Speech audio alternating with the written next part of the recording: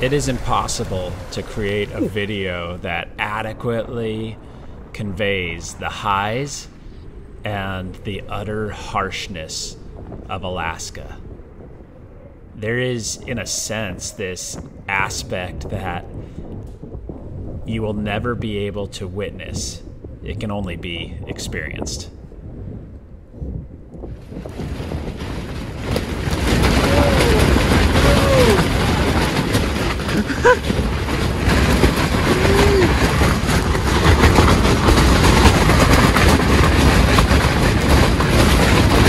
Oh my!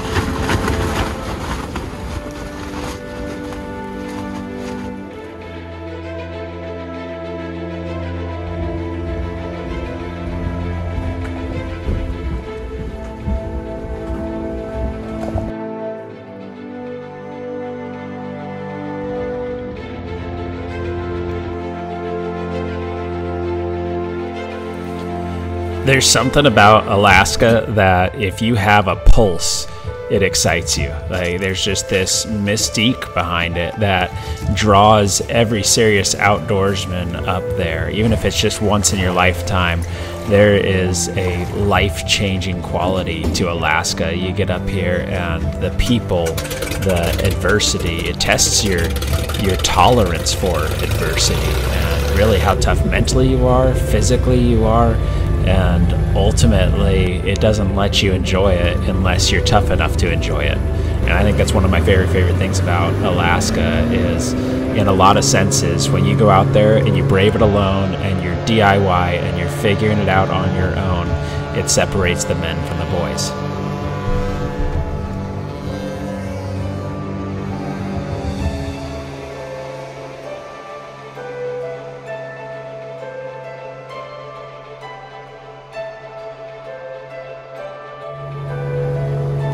This is one of those hunts that is no doubt going to stick with us forever. And really, honestly, every hunt in Alaska is one where you just have those images, those memories that are seared in your mind. And when you close your eyes and lay your head down on the pillow, it's what you see, it's what you dream about, it's what we all dream about. And on this trip, I got to bring my good friend Nate Williams with us, and he's getting to experience Alaska for the very first time.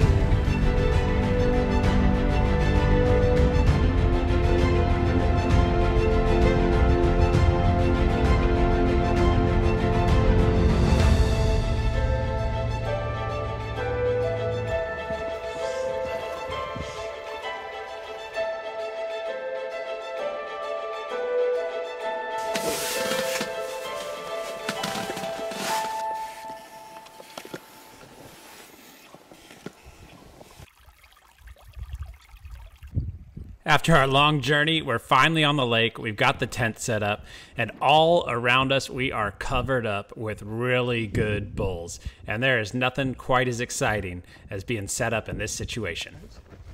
Oh my, look at this thing now. Look at him.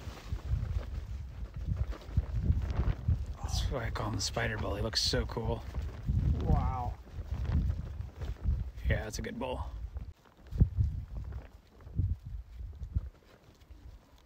But just like, look at him. Yeah, he's a good 60. He's 60 inches. He's 30 when he's facing away. He's a good 30 inches outside from center line of his hump. Mm-hmm. It'd be hard to imagine a better first night in Alaska than we were having. The anticipation for what this hunt was going to hold for us was palpable, and we headed to bed looking forward to what tomorrow was going to bring.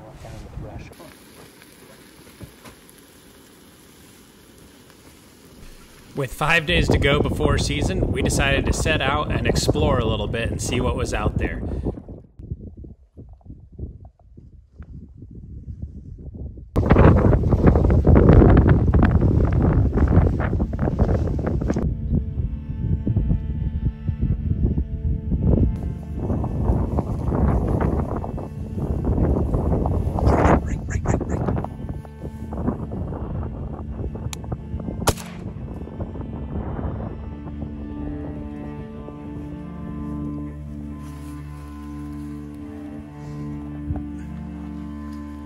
Nice. Cool.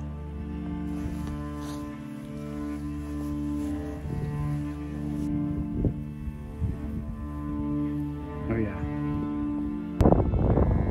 I think one of the best byproducts of being out there in the middle of nowhere is that the rest of the world fades away and you're strictly in this survival mode and you're living off the land and just enjoying it, and it totally consumes everything. You stop thinking about the outside world, you stop thinking about all the problems, and you're just right in the present, and there's no place to be like that.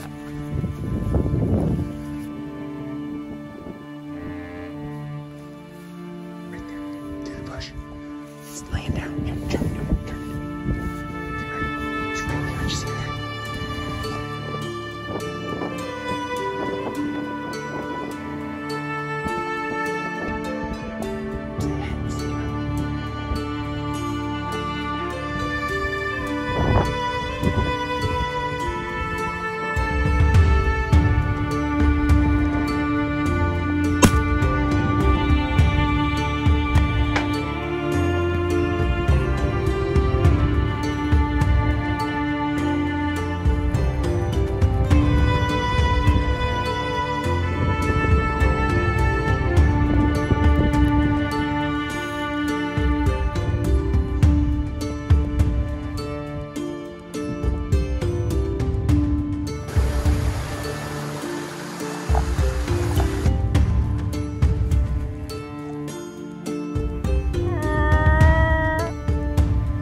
Dude, that's a really good bull. He's got big shovels.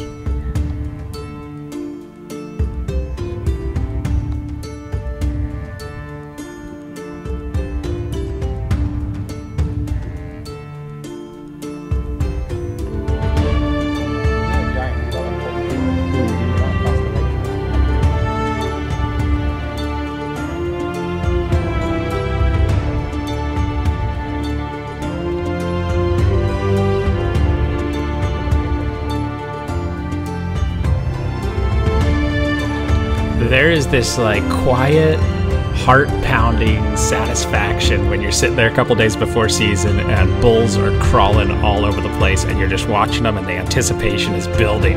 And we were totally stoked knowing that we were in a prime spot to be hunting these bulls. So we headed back to camp, cut up our ptarmigan and ate them and headed to bed. And we didn't realize that we were headed into the worst windstorm we have ever experienced in all of our hunting in Alaska.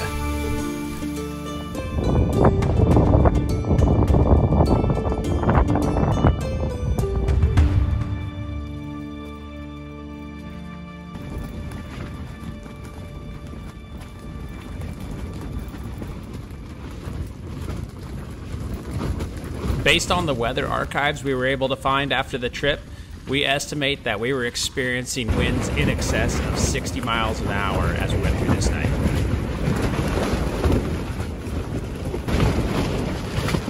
What's going on there, Adam?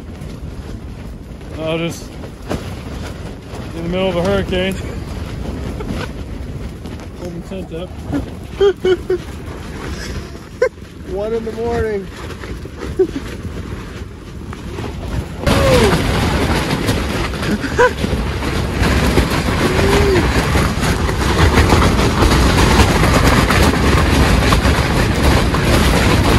Oh my!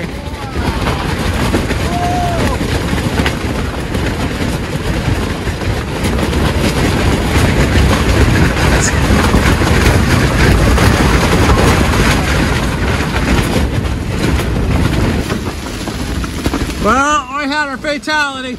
Oh, Williams didn't hold the line. Oh my god.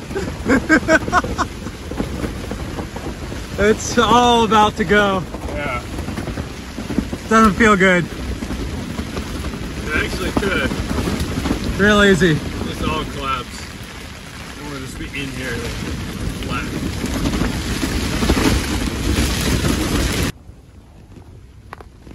We got check of poles holding that up. We got a pretty severe leak there. Who knows what's happened?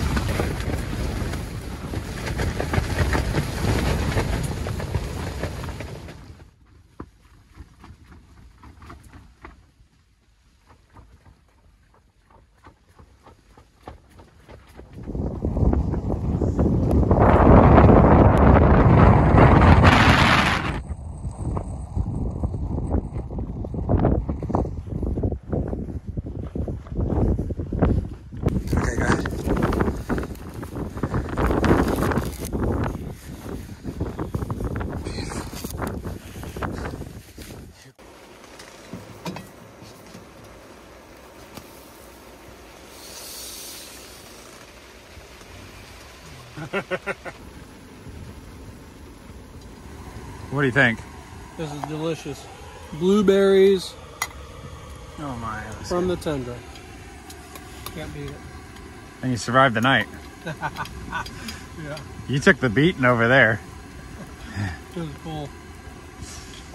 But yeah, are we gonna have to bend some poles back? No, we got them all splinted up. We're good.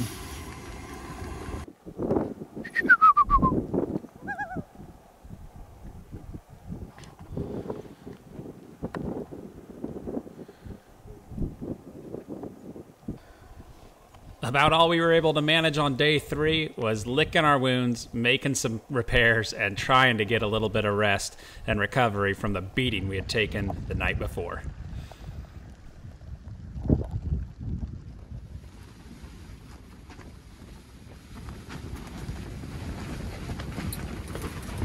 Nate caught some sort of stomach bug, so Adam and I decided we were going to set out on a walkabout and head to another lake and spike camp for a night and see what we could find and just explore and enjoy the area. We had no idea that this was going to be, bar none, the most exciting, fun day and memorable day of the entire trip. Hopefully they'll feed over that ridge.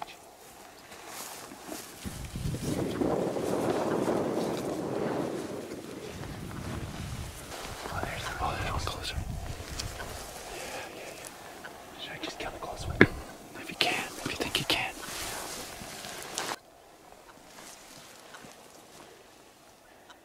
I'm gonna take the lined up ones.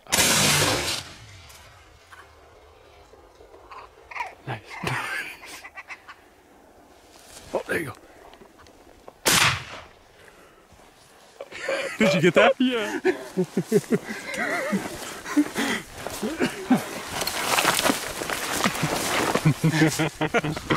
Heck yeah. All right, let's switch up guns. Oh, yes. Look at that. Nice job.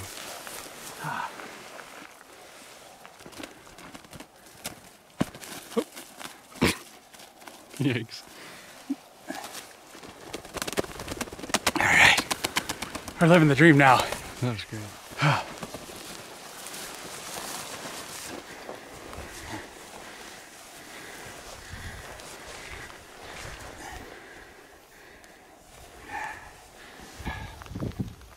So cool. Those feet.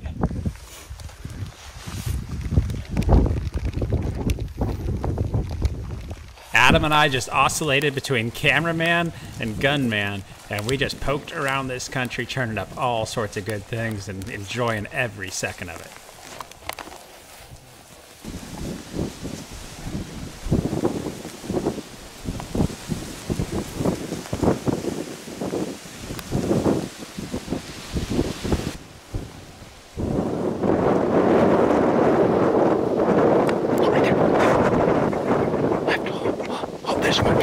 Right next to that altar.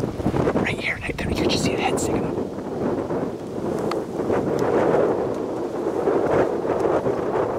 They're all right in there.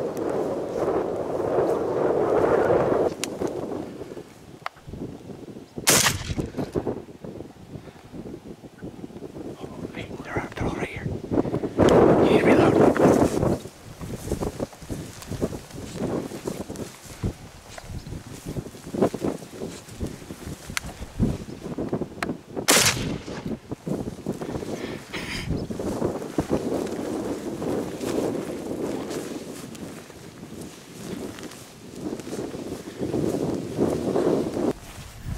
You gotta get one more. You want me to carry this?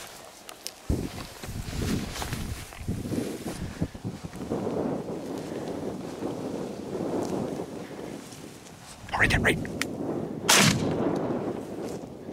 Nice! Good.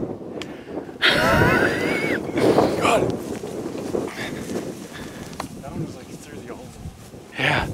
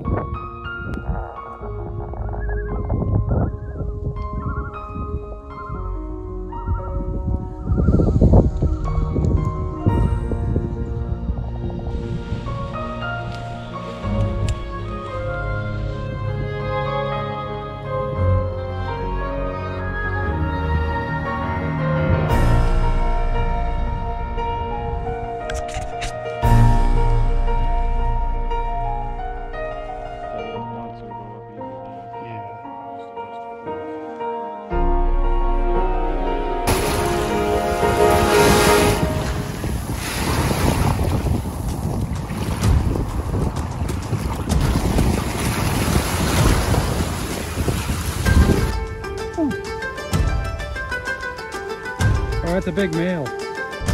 One of the most captivating things of wandering around in Alaska for me is that you just never know what you're going to run into. You're finding sheds, you're finding streams with salmon and big grayling, and it is just the ultimate adventure for any outdoorsman. Is that a grayling? Yeah. Holy cow.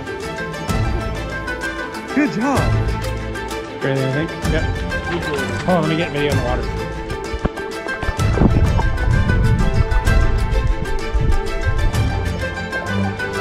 Wow.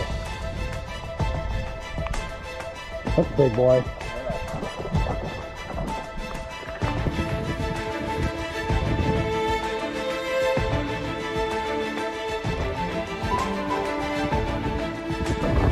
Look at this though.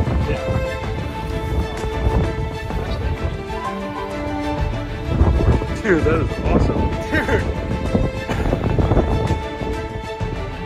Dude, this isn't the coolest thing ever.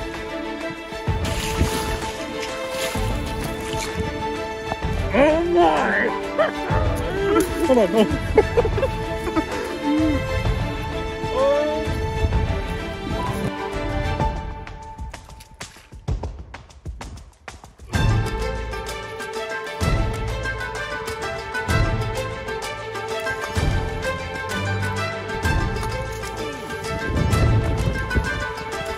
Oh, he's pretty.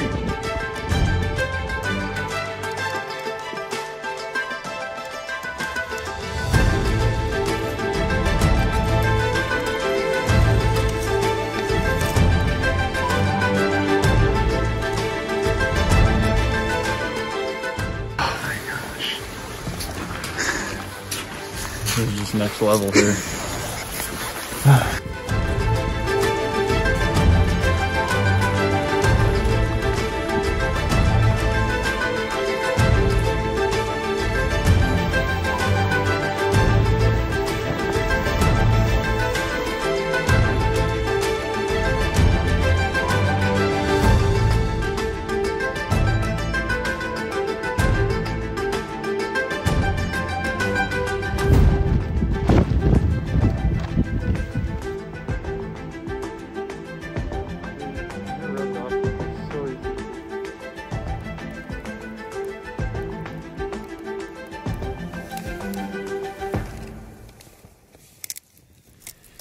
We were totally aware at the outset of this thing that these were not prime eating salmon, but they weren't bad at all for being out in the middle of nowhere. There's something romantic about catching fish and cooking them over a fire in tin foil, and we just couldn't resist ourselves. I gotta get over there. I need to cross the fire. Good luck.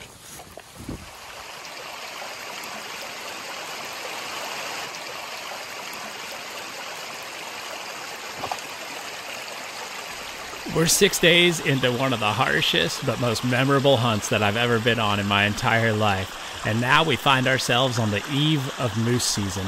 And we're taking this last day to poke around and explore all the area because it's our first really nice day. We want to take some inventory on what's in our drainage, and we want to see if there's any other spots that a big bull might be hiding. So we set out and split up to go take a look around and see what this place had to offer. Just think, though. They're on the top of the food chain out here. Besides getting shot, they got nothing to worry about.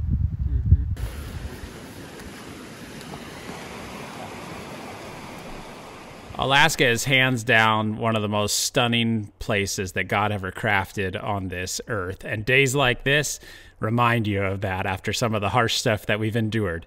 We got to sit up on these hillsides watching moose, watching bears, exploring new territory, and just soaking it all in. And these days are just the ones that you remember. They're the highlights. They're what keep you coming back, and they're what anchor you through the hard times and those harsh conditions as well.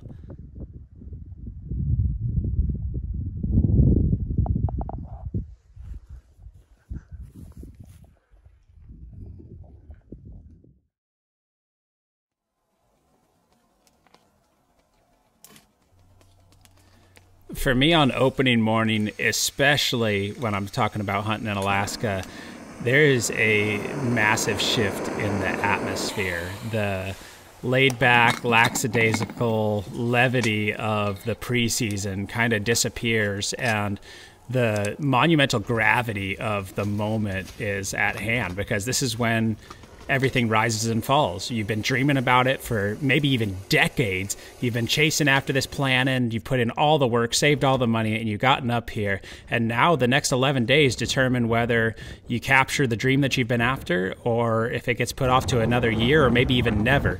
And so you kind of engage it with that intensity, and that's what we experience on these opening mornings. And there's something about it that's just special.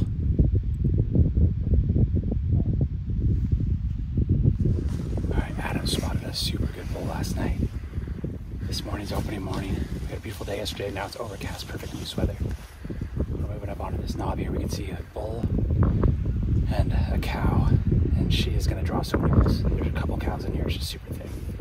We're in a good spot, but the rut's really behind. Everything's like 2-3 days behind at least. So we're going to see if we can't turn up this good bull for Nate again this morning.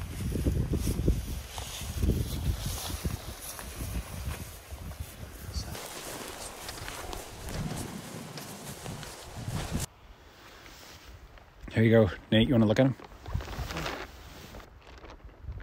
He's a handsome bull. Yeah. He's moving like that. Yeah.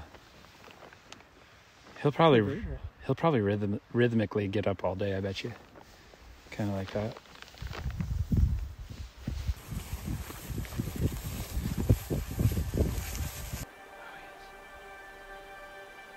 Is that him? Yeah. A successful stalk on an animal, especially in open country, is so nuanced.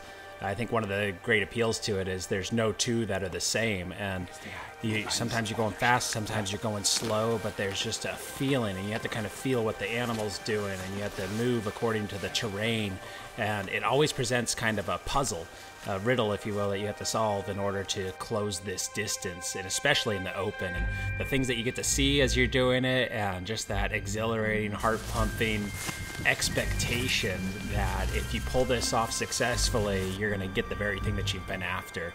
That is one of the great pleasures of the stalk.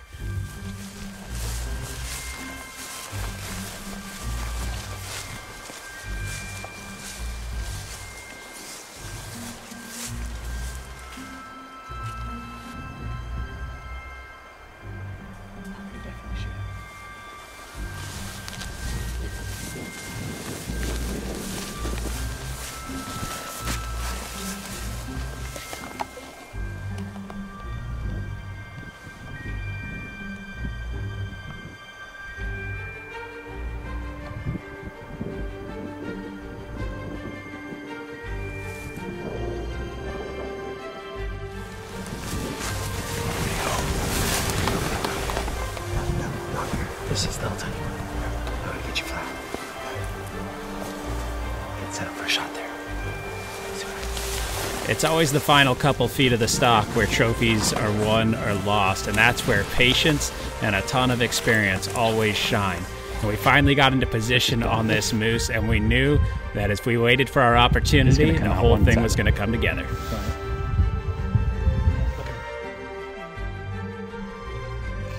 Okay, let's wait for a good broadside.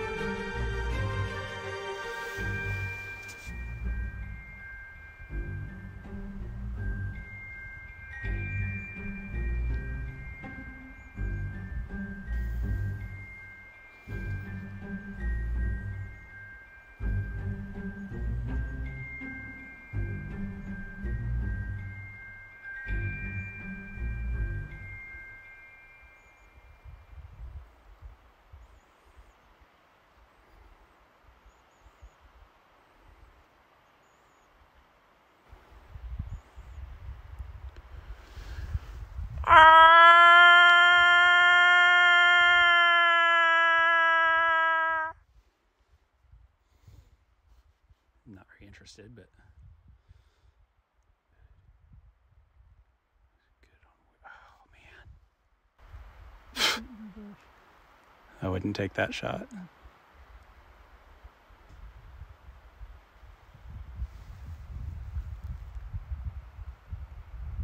Here he comes.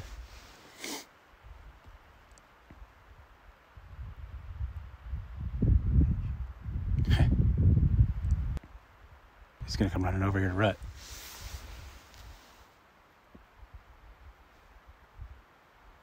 You got that shot?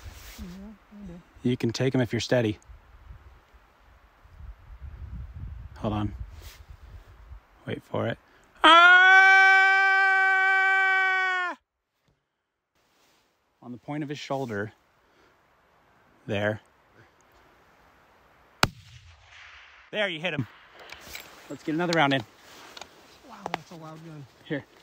Come on, we go. You hit him a little back. A little bit back.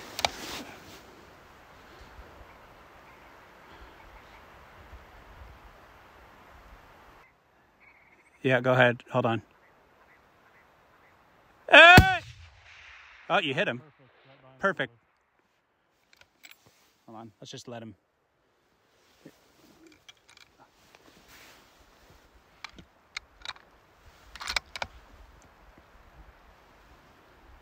Just hold on. We'll let that work.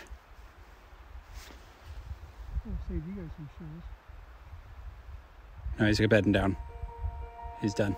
You got it. Yeah, I know where he's at.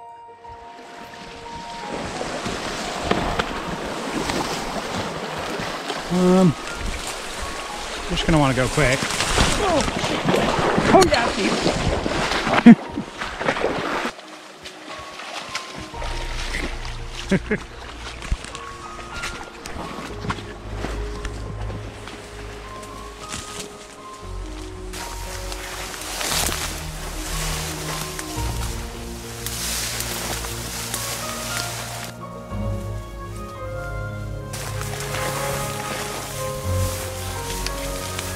He's right there. You can see points sticking up. It's a cool shot. Get it on video. Oh, jeez. Yeah. I go look at him.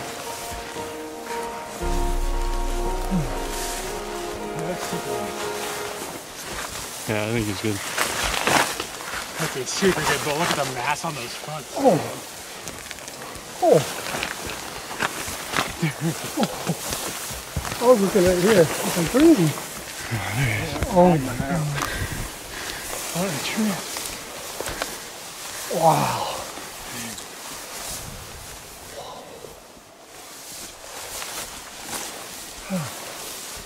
Oh gosh. Dude. Oh yeah. That is huge. Oh my gosh. Velvet.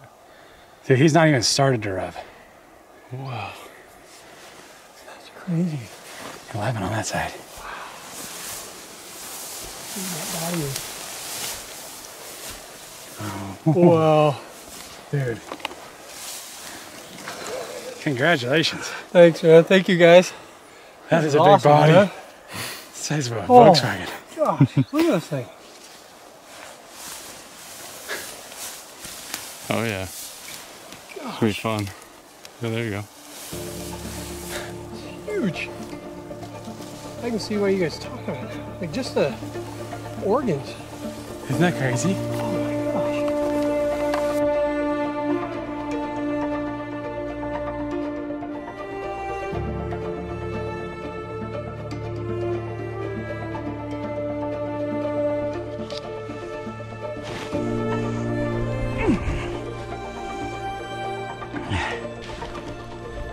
Gonna kick you off the team.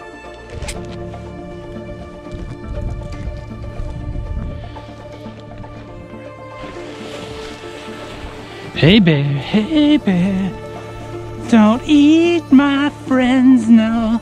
Hey bear.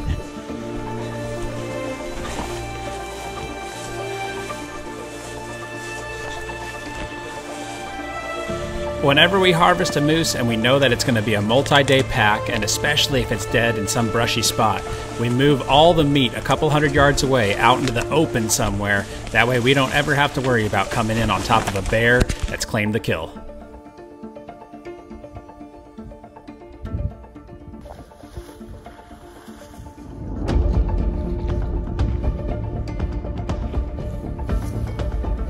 What do you think of that? Amazing. And you've got a moose down. Yeah, I got a moose down. First moose. Feels really good.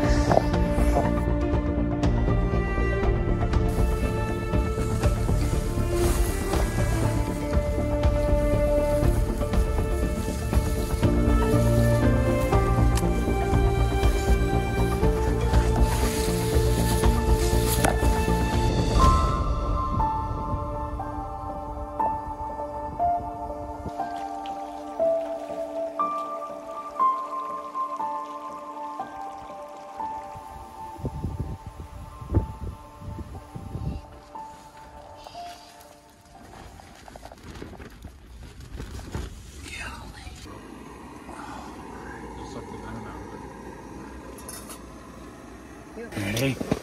I'm so excited. Hold on. So, I watched this, or read this, in Geo Young's book, Yukon, Alaska Trophies Won and Lost. And it is an incredible book. You gotta read it. It's like an expedition in the early 1920s, hunting up here. And he said the best donuts were made up here, and they would render down the fat of the animals, and then they would cook the dough in there. And he said it was amazing, so we're trying it. It's been 7 years since I read about it. I wanted to try it.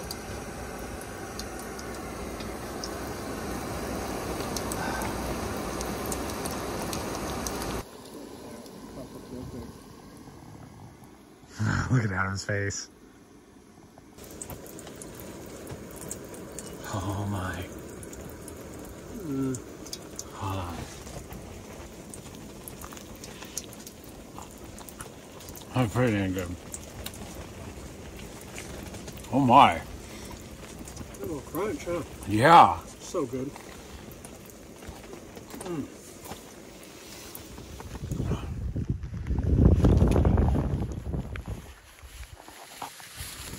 All right. We're gonna pack today. It's packing day. What do you think? It's gonna be fantastic. We got snow in the mountains, ruddy weather. We're ready to go. You've got a tag and you're the shooter. Yeah. These are good times coming.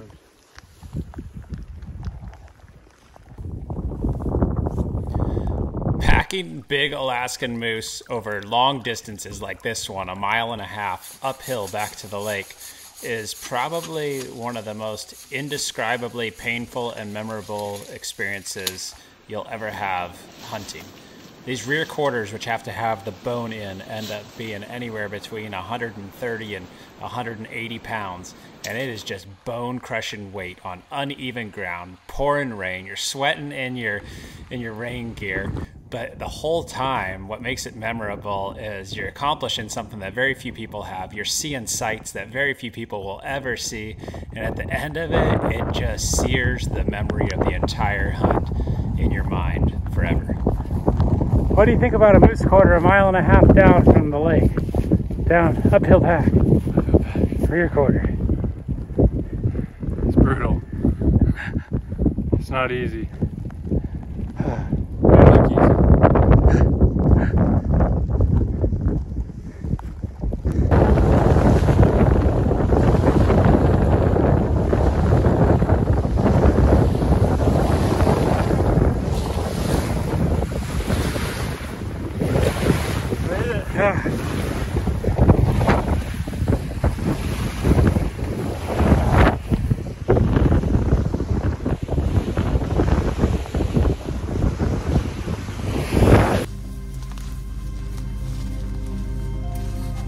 The last load out is where the grind and the glory come together. You're getting to pack that head finally, and you're on your last load and you're totally worn out. It's been a couple of days of hard pack and your body can't hardly take anymore, but you got this big smile on your face the entire way.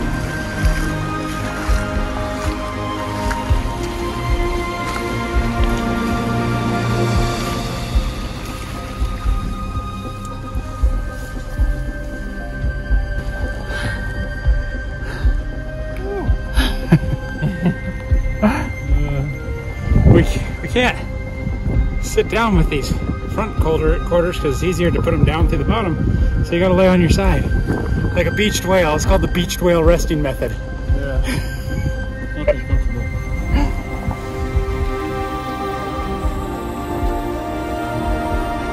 The one thing you learn about Alaska, if you ever get the blessing of getting to hunt it, is that the highs and the harshness are inseparable. They're a package deal, they come together, and at the end of the day, it's what makes Alaska the pinnacle of all hunting.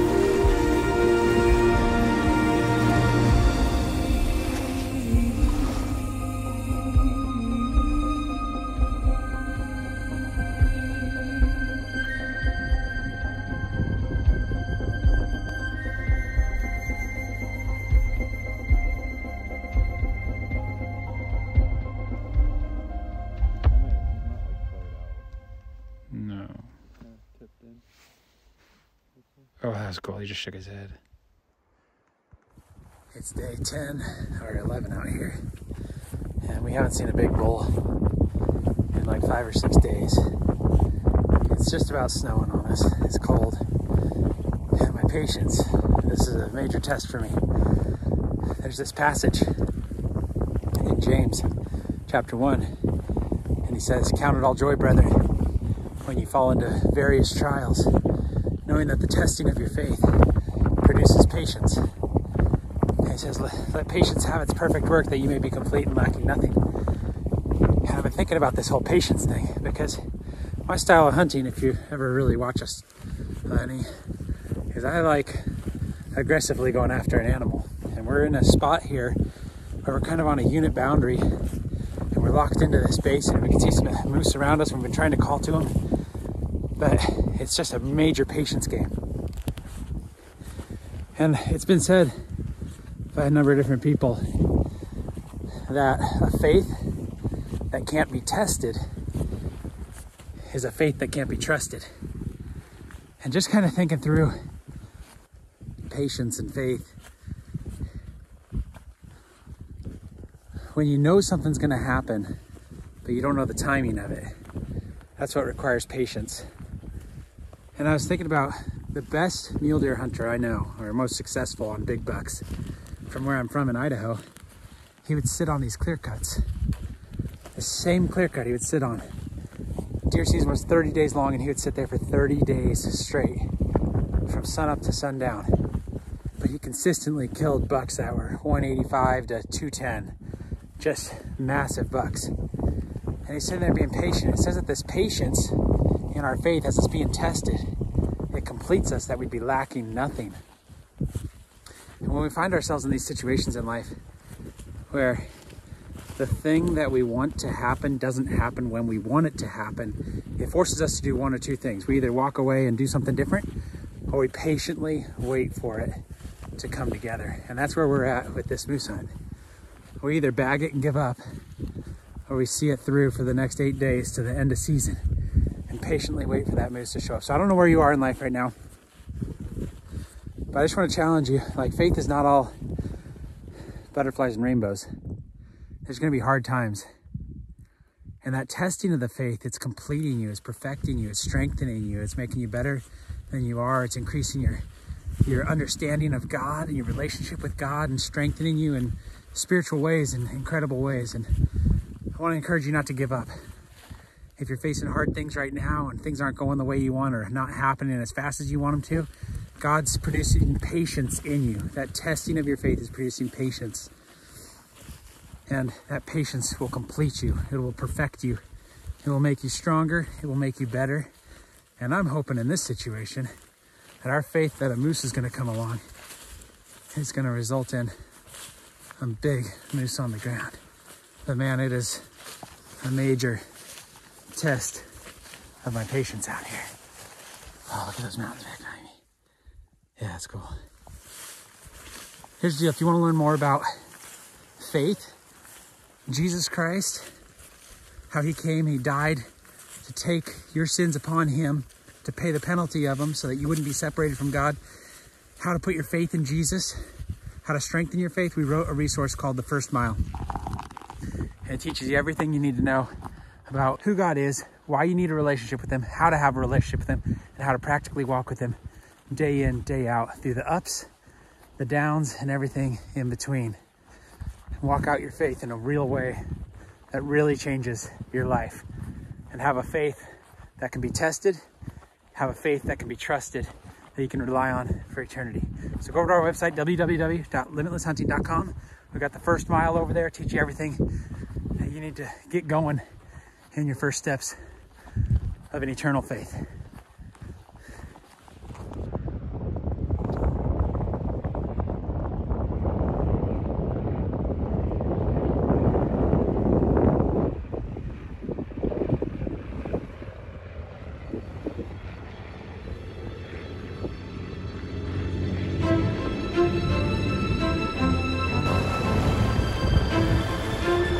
Adam and I never were able to catch up with a moose on this hunt, but I would say from start to finish that the size of this experience was one that we'll never forget.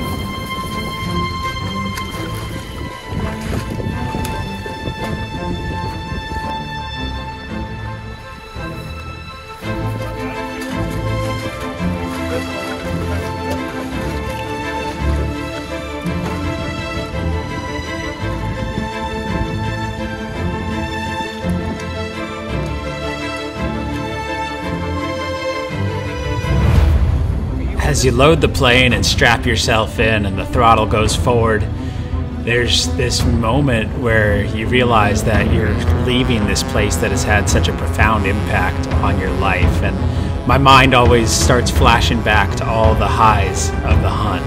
And one thing that you learn as you engage Alaska is that the highs and the hardships become the highlights.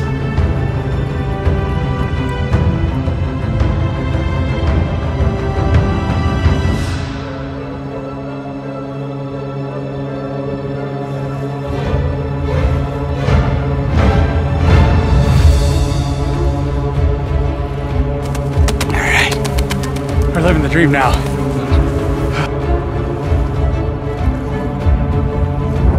Dude, that is awesome. Dude.